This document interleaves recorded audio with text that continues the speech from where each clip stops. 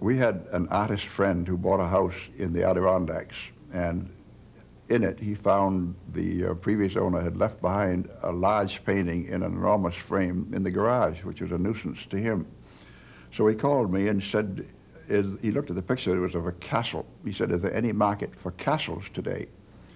And we said, well, who painted it? He said, I don't know, but I'll look. So we came back a minute and said, there's a big tablet that says C-R-O-P-S-E-Y on it. Well, Jasper Cropsey was one of the prominent painters of the Hudson River School. So we suggested it would be a very good idea to get the painting to us.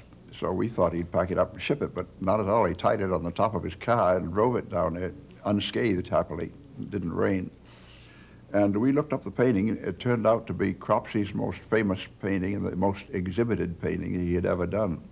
The title was The Spirit of War. Well, we sold it to the National Gallery in Washington, where it proudly hangs today. It's a big painting. Well, it's one of the greatest Cropseys. I could guarantee that my artist friend got a lot more than he paid for the house out of the rubbish left in the garage.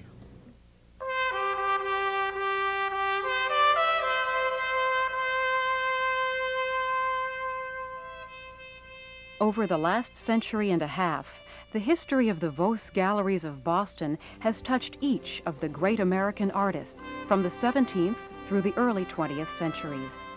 Major works from the early limners through the colonial period, from the Hudson River School to American Impressionism, from the French Barbizon to the Dutch and English schools, have passed through the Vos Galleries and into museums and private collections across the country.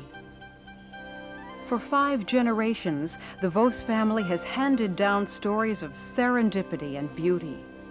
Now retired, Robert Vos Jr. has passed on to his twin sons, Terry and Bill, both the tradition of art dealing and the tales that go with it. Today, Bob's sons can tell their own stories of changing tastes and capricious markets.